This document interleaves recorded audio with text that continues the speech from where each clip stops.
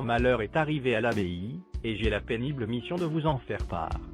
Mardi soir, pendant que la bénédictine donnait les dernières grâces, la béquille perdit l'équilibre dans l'escalier, et tomba inanimée dans les bras du périscope.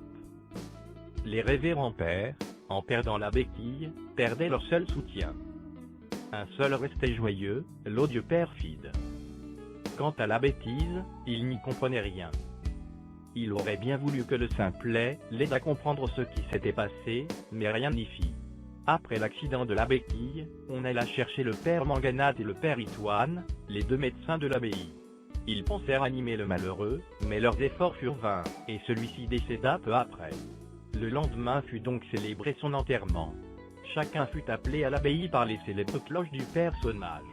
La messe fut dite sur une musique de l'abbé Tauvent.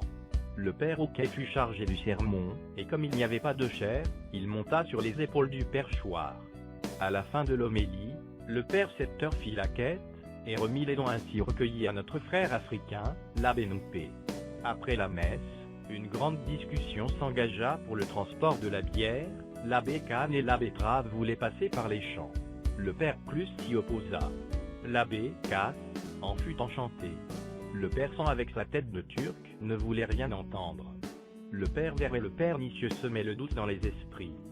Finalement on décida que, comme à l'accoutumée, l'abbé Taillère serait chargé du transport du corps du défunt. Devant la tombe creusée par le père Forateur, et en l'absence du père missionnaire, la bénédiction donna l'absolution. Le père Vanche et l'abbé Gogna avaient joliment fleuri la tombe. Celle-ci fut recouverte d'une belle pierre tombale, préparée par l'abbé Tonneuse.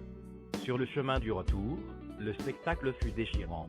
Le père Pendiculaire était plié en de douleur et de chagrin. L'abbé Vitré était lui aussi plein de larmes. La mère Cédée, invitée pour l'occasion, fermait la marche en compagnie du frère du père Igor. À l'arrivée, le père Sil et l'abbé Chamel préparèrent le repas, tout en consultant les livres culinaires du Saint-Doux.